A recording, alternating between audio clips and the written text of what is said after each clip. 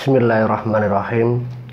Assalamualaikum warahmatullahi wabarakatuh. Alhamdulillah wa syukurillah wa ni'matillah la haula wa la quwata illa billah, amma ba'd.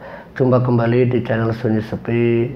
Terima kasih untuk dukungan dan support kalian yang sudah subscribe, nitip komen, dan like, juga share cerita-cerita dari channel Sunyi Sepi. Terima kasih untuk semuanya. Dan tidak lupa, semoga kita dan kalian selalu dalam lindungan Allah Subhanahu wa Ta'ala, selalu diberikan nikmat sehat, dilancarkan rezekinya, dipanjangkan umurnya, dan dimudahkan dalam segala urusan. Amin amin ya rabbal alamin. Nah, di kesempatan kali ini saya ingin menceritakan satu kisah kelam dari Mbak Rena, yaitu tentang sosok suaminya yang dulunya dengan kehidupan yang biasa saja sampai menjadi orang yang kaya raya, dan Gilang yang sebagai suaminya ini mendapati musibah, yaitu sebagai orang gila. Nah, Mbak Rena ini pernah mendatangi ke salah satu praktisi, ya seorang kiai, untuk mengobati penyakit yang membuat suaminya Gilang itu menjadi gila. Nah, kata Pak Kiai, sebab musabab Gilang menjadi gila itu semuanya karena azab, semuanya karena karma. Rena bingung, sebenarnya ada apa Pak Kiai? Nah, disitulah akhirnya Rena tahu seluk-beluk siapa sebenarnya Gilang. Siapa sebenarnya suaminya yang selama ini memberikan segala-galanya untuk istrinya. Awal ceritanya, dulunya dia nikah awal sama Rena itu belum menjadi orang kaya. Dia masih, pekerjaannya itu masih nggak jelas. Nah, orang tuanya Rena itu menginginkan agar Gilang itu menjadi orang yang benar-benar bertanggung jawab untuk Rena, untuk istrinya. Karena orang tuanya mengancam, jika kehidupan Rena tidak jauh lebih baik setelah dinikahi oleh Gilang, orang tuanya mengancam akan menceraikan Rena sama Gilang. Nah, Gilang waktu itu pamitan sama istrinya ini untuk bepergian ke salah satu tempat. Alasannya waktu itu bekerja. Tapi setelah dia pergi itu hanya butuh waktu kurang lebihnya itu 15 hari. Dia balik karena ada kabar orang tuanya meninggal. Dia balik lagi, tapi setelah dia melayat orang tuanya yang meninggal, dia sudah tidak lagi bekerja atau pergi lagi ke rantau. Gilang justru malah melakukan satu pekerjaan yang kata Rena itu suatu pekerjaan yang aneh. Ya, anehnya apa? Karena Gilang tidak punya satu keahlian tertentu. Waktu itu kok dia ini kepingin jualan bakso. Dengan keadaan yang tidak punya apa-apa, lewat modal orang tuanya Rena, dia dipinjami satu kendaraan itu berupa sepeda. Gilang memang tidak punya apa-apa. Dia terlahir sebagai orang yang pas-pasan. Jangankan untuk beli sepeda motor, sepeda kayu saja tidak bisa. Tapi waktu itu orang tuanya Rena ini mengizinkan Gilang untuk menikahi Rena. Nah, singkat ceritanya, setelah orang tuanya Gilang meninggal, dia sudah yatim piatu karena dulunya dia ditinggal sama ibunya sedari kecil. Dia diasuh oleh bapaknya sendirian. Setelah bapaknya meninggal, Gilang itu bekerja sebagai tukang bakso keliling, yang baksonya itu ya harganya itu masih sangat murah, 1.000-2.000 bakso tusuk. Selama dia bekerja, ini memang menurut istrinya itu Rena, kalau Gilang itu ya setiap hari itu selalu habis. Sampai Rena ini setiap hari harus membantu suaminya membuat bakso itu sampai ratusan bulatan bakso, dan itu selalu habis. Nah, singkat ceritanya, Setelah 1 bulan, Gilang ini menginginkan untuk mengambil motor lewat angsuran. Dirasa tabungannya cukup, istrinya hanya mengajukan kredit ke salah satu dealer. Nah, waktu itu langsung di ACC. Nah, akhirnya Gilang yang tadinya pakai sepeda biasa, sepeda kecil, sepeda kayu, itu hanya berubah pakai sepeda motor yang jauh, rutenya itu lebih jauh lagi. Gerobak yang tadinya hanya gerobak kecil, gerobaknya diperbesar lagi. Karena hasil dari 1 bulan itu memang luar biasa. Yaitu memang karena ada seperti bantuan gaib. Tapi waktu itu Rena sama sekali tidak kepikiran kalau ternyata apa yang dilakukan Gilang itu ada campur tangan jin, campur tangan dari dukun yang membantu kelancaran usaha yang dilakukan Gilang. Sampai singkat ceritanya, setelah 1 bulan dia punya motor, 2 bulan, 3 bulan, sampai hampir 5 bulan dia jualan bakso yang setiap hari itu usahanya itu laris manis. Itu sangat aneh, tapi waktu itu Rena dia itu percaya begitu saja dengan apa yang diraih oleh Gilang. Nah, waktu itu Rena ini mengandung. Dalam keadaan dia yang mengandung awal, kira-kira umurnya baru janinnya itu kira-kira 2 minggu, dia tes pakai alat tes pack lah, itu menyatakan sama Gilang kalau dia itu hamil. Dikabarkan kehamilannya juga ke orang tuanya Rena. Orang tuanya senang, apalagi melihat Gilang yang sekarang menjadi tukang bakso dan baksonya itu benar-benar dirasa enak. Bahkan para tetangga-tetangga sekitar pun ya tidak ada satupun yang curiga kalau ternyata baksonya milik Gilang itu ada campur tangan jin. Mereka setiap hari itu ya memesan apa yang menjadi jualannya Gilang. Nah, singkat ceritanya, Gilang yang dikenal di tetangganya, di kampung, hampir di sekitar kampungnya Gilang, akhirnya Gilang hampir selama 8 bulan dia keliling sana sini. Dia punya satu tempat yang waktu itu mertuanya yang memberikan izin untuk mendirikan sebuah warung bakso itu didirikan di sebelah tempat tinggal rumah mertuanya. Lewat lahan kosong ini, dengan apa yang dia raih, dia punya tabungannya dibangunkan untuk membuat warung. Nah, disitulah mulai terasa hasil setiap harinya. Warungnya itu selalu ramai, tidak ada kata sepi. Tapi ada satu yang membuat Rena waktu itu merasa janggal, karena ada 1 hari di setiap bulan itu dia itu Gilang itu selalu nutup warung baksonya. Dan Gilang itu entah pergi kemana, alasannya dia itu mau ke tempat saudaranya yang jauh. Ternyata selama dia bepergian itu ternyata Gilang ini melakukan ritual, entah itu memberi sesaji atau sebagainya. Karena Gilang itu memang tidak melakukan sesaji atau menyiapkan sesaji itu di rumahnya sendiri, tapi di tempat dukunnya. Dan itu dilakukan oleh Gilang setiap sekali dalam 1 bulan. Singkat ceritanya, Rena usia kandungannya yang 7 bulan ini secara tidak langsung, ini usia orang tuanya Gilang yang meninggal itu genap 1 tahun dengan usia kandungan Rena itu 7 bulan.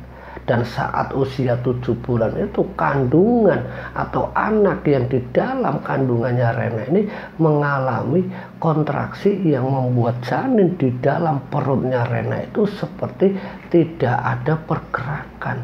Nah, sewaktu dikontrol atau dicek ke dokter kandungan, kondisi bayi dalam kandungannya Rena itu dinyatakan meninggal, yang membuat akhirnya apa? Ya Rena harus melakukan penarikan janin atau kondisi bayi yang sudah meninggal di dalam perutnya. Itu genap 1 tahun setelah orang tuanya Gilang itu meninggal. Tapi waktu itu Rena ini seperti tidak sadar, tidak tahu kalau ternyata kandungannya itu dijadikan tumbal oleh suaminya sendiri, itu Gilang.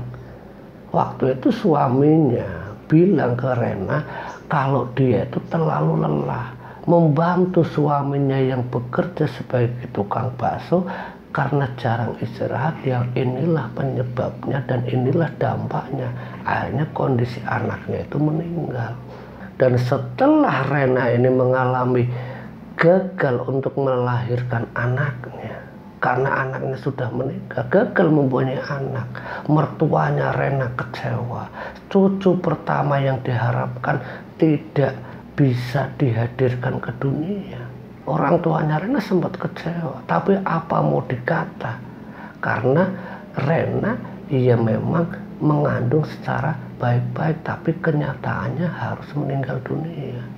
Nah, setelah kejadian itu, usaha baksonya suaminya ini semakin luar biasa. Dari satu cabang sampai dia mempekerjakan orang lain, itu bukan cuma satu. Dia buka cabang yang lain di alun-alun kota. Dia buka, bukan hanya di rumahnya saja. Dan waktu itu benar-benar membuat tahun berikutnya itu semakin membuat nama bakso Gilang itu merajalela. Luar biasa. Gilang bisa mempunyai rumah sendiri, bisa beli mobil itu dalam kurun waktu 2 tahun. Ini yang membuat tetangga sekitar, orang-orang termasuk sepupunya Gilang, itu sempat tidak percaya kalau apa yang dilakukan Gilang itu benar-benar secara wajar. Karena dari beberapa kesaksian yang menyatakan ke Rena, kalau ada sosok hitam besar itu di belakang rumah mertuanya. Dan bukan hanya di rumah mertuanya saja, tapi di belakang rumahnya Rena dan Gilang sendiri. Itu kata tetangga. Tapi waktu itu Rena ya tetap saja tidak percaya, karena tidak bisa dibuktikan secara nyata, dan yang lebih tidak bisa dibuktikan lagi kalau Gilang itu ya tidak melakukan aktivitas seperti membakar sesaji ataupun hal-hal klinik lainnya. Cuman yang memang masih menjadi tanda tanya waktu itu Rena, kalau 2 kali dia mengandung itu selalu mengalami keguguran dan janinnya itu selalu meninggal dunia. Bukan cuman hanya itu yang membuat janggal Rena. Setiap 1 bulan sekali Gilang selalu pamitan. Itu di 2 tahun pertama. Dan singkat ceritanya, setelah hamil yang ketiga kalinya, Rena ini berusaha untuk menjaga kandungannya dengan berbagai cara. Karena setiap kali dia mengandung itu selalu gagal. Selalu kondisi bayinya itu meninggal di dalam kandungan. Ini membuat Rena itu bertanya-tanya, termasuk mertuanya. Nah, waktu itu Rena sama orang tuanya ini datang ke salah satu kiai. Ini menginginkan agar kandungannya itu benar-benar dijaga, bukan hanya lewat dokter kandungan. Karena sudah merasakan ada hal-hal yang tidak wajar, orang tuanya ini meminta salah satu praktisi untuk melindungi kondisi janin yang dikandung Rena. Tapi alhasil setelah dilahirkan, kondisi anaknya Rena ini dalam keadaan yang benar-benar tidak diinginkan. Kondisi fisiknya setelah hampir 2 tahun anaknya itu dibesarkan, ini mengalami seperti cacat mental. Dan ini membuat orang tuanya Rena, termasuk Rena, ini semakin bertanya-tanya, ada apa sebenarnya? Kenapa cucu yang dilahirkan dari Rena dan Gilang ini mengalami cacat mental? Dan hal tentang cacat mental anaknya Rena ini semakin membuat orang tuanya Rena itu semakin mencurigai kalau suaminya Rena yang namanya Gilang itu melakukan pesugihan. Nah, kecurigaan orang tuanya ini tanpa sepengetahuan Rena ini menyuruh orang untuk membuntuti setiap perginya suaminya Rena.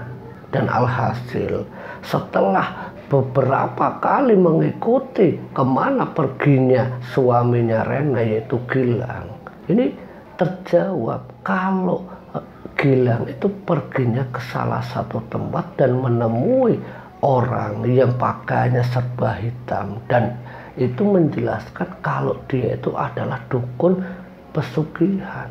Nah, orang tuanya akhirnya tahu kalau ternyata Gilang ini benar-benar melakukan pesugihan. Pantas saja anak-anak yang dikandung Rena selalu meninggal dan yang terakhir dilahirkan ini cacat mental. Tapi setelah Rena ini dikasih tahu sama orang tuanya kalau suaminya ini melakukan pesugihan, singkat ceritanya Rena sempat kasih tahu ke suaminya, memberitahu ke suaminya itu Gilang, apakah benar penyebab anakku cacat mental karena kamu melakukan pesugihan? Kaget Gilang, sempat dia menarik badan, kata Rena. Kalau dia itu mengaku tidak melakukan apa-apa, ya semua itu wajar. Saya lakukan semua ini demi kamu, untuk anak-anak kita. Tapi kenapa anak yang kita lahirkan ini cacat mental? Rena semakin tidak percaya sama Gilang. Sampai akhirnya sewaktu Gilang ini hendak berpamitan pergi ke tempat dukunnya, Rena tidak mengizinkan. Dan bahkan ketika Rena mengizinkan dengan satu syarat, Rena harus ikut. Yang waktu itu Gilang tidak ingin diketahui kalau dia datang ke dukun. Ini Rena itu diajak ke salah satu tempat wisata, dan itu beberapa kali, sampai hampir 4 kali Rena mengikuti setiap kemana perginya suaminya. Hampir 4 bulan lamanya setiap pergerakan atau suaminya pergi itu selalu diikuti Rena. Suaminya sudah tidak lagi melakukan ritual. Semenjak ritual itu tidak dilakukan hampir 4 bulan lamanya, anaknya yang cacat mental itu meninggal dunia. Dan bukan hanya anaknya yang meninggal saja, tapi kondisi fisiknya yang menurut Rena itu masih sehat-sehat saja, tapi kondisi mentalnya ini seperti sedikit terganggu. Waktu itu Rena ini seperti istri yang kebingungan menghadapi suaminya Gilang. Karena apa? Temperamentalnya, emosinya ini mudah terpancing. Setiap kali ada sesuatu yang tidak enak disampaikan ke suaminya, ini langsung menimbulkan masalah. Dan pernah sesekali Rena ini mengalami seperti ditampar, bahkan pernah diamuk, harta bendanya itu seperti diamuk oleh Gilang. Dari televisi yang dipecahkan, barang-barang yang di rumah itu pernah diamuk oleh Gilang. Dan kondisi ini semakin memperburuk rumah tangga Rena sama Gilang. Setelah 4 bulan memang tidak ritual, ini benar-benar membuat kondisi fisik dan mentalnya ini berubah. Gilang yang dulunya dikenal sebagai laki-laki yang gemuk, yang pejuang untuk berdagang berusaha, setelah gangguan mentalnya ini seperti sedikit terganggu, seperti orang yang tidak waras, sedikit demi sedikit usaha cabangnya yang di alun-alun itu mulai terlihat ada penurunan pemasukan. Sampai hampir 6 bulan setelahnya itu bangkrut warung baksonya, termasuk di rumahnya sendiri. Sementara kondisi Gilang yang semakin hari semakin terasa kondisi kegilaannya, sampai Rena ini sempat meninggalkan Gilang karena ketakutan setiap kali ada masalah apapun, Gilang itu selalu ngamuk-ngamuk. Nah, menurut orang tuanya, coba kamu tanyakan ke salah satu pak kiai atau orang pintar. Nah, waktu itu Rena mengikuti saran orang tuanya, dia datang ke praktisi menanyakan apa yang sebenarnya terjadi sama suaminya, yaitu Gilang. Karena dari usahanya Rena yang bolak-balik ke rumah sakit, bahkan sempat ingin menitipkan Gilang ke rumah sakit jiwa. Tapi Rena ini sebagai istri ini tidak mau menganggap memanfaatkan harta yang ada di rumahnya ini karena suaminya yang gila terus dititipkan begitu saja. Tapi rumor tentang Gilang yang melakukan pesugihan itu bukan cuma dari orang tuanya, bukan cuma dari orang suruhannya, tapi dari tetangga-tetangganya sekitar itu menyatakan ke Rena kalau dia itu pernah memergoki sesuatu yang berbadan besar hitam, itu benar-benar nyata ada di dekat rumah Gilang. Dan bukan itu saja, di warung baksonya pun ada pernah yang bilang kalau di rumahnya itu ada yang batuk, yaitu lewat pesugihan tersebut. Nah, Rena setelah datang ke praktisi menanyakan sebab musabab kondisi mental suaminya yang sudah gila, dijelaskan. Nah, disitulah akhirnya Rena mengetahui gilanya itu disebabkan perjanjian kontrak dengan jin yang sudah membuat Gilang menjadi orang yang kaya raya, orang yang disegani. Sebab dia sudah tidak lagi melakukan ritual, hanya berdampak pada Gilang sendiri. Dan tentang anaknya yang cacat mental, tentang kandungan yang meninggal dari yang pertama dan yang kedua, itu ternyata lewat praktisi ini Rena hanya mengetahui meninggalnya itu semua ya karena tumbal pesugihan dari Gilang sendiri. Nah, dan singkat ceritanya, setelah mengetahui kalau sebab musabab Gilang itu gila karena ritual yang digagalkan oleh Rena sendiri lewat praktisi itu, semenjak saat itu Gilang dititipkan di salah satu rumah sakit jiwa. Dan Rena harus berkunjung atau menjenguk suaminya yang gila itu di rumah sakit jiwa selama hampir 7 tahun lamanya. Sampai berita duka tentang kematian Gilang itu diterima lewat telepon dari pihak rumah sakit yang menyatakan kalau Gilang meninggal dunia. Dan semenjak saat itu karena sudah tidak ada lagi keluarga di antara Gilang, hanya sepupunya dan sebagian besar keluarganya, lewat keluarganya Rena lah akhirnya Gilang ini dibawa ke pihak istrinya yaitu Rena, dan jenazahnya Gilang itu dimakamkan di dekat makam ayahnya sendiri. Dan selama 7 tahun itulah semua harta benda yang dimiliki oleh Gilang, yang diperoleh dari kekayaan pesugihannya, semuanya habis digunakan oleh Rena untuk biaya perawatan selama Gilang di rumah sakit jiwa dalam kurun waktu selama 7 tahun. Dari kisah Mbak Rena ini kita bisa ambil hikmah dan pelajaran. Semoga kita bisa mengerti tentang bagaimana dampak satu perilaku pesugihan yang timbal baliknya ya jin yang sudah terikat dan jin yang sudah mengikat setiap manusia, seperti dalam ceritanya Mbak Rena itu tentang suaminya Gilang, itu tidak bisa dilepaskan begitu saja, yang hanya ya berdampak pada pelakunya sendiri. Semoga kisah ini bisa bermanfaat untuk kita semuanya. Akhir kata, wallahumma fiqh. Wassalamualaikum warahmatullahi wabarakatuh.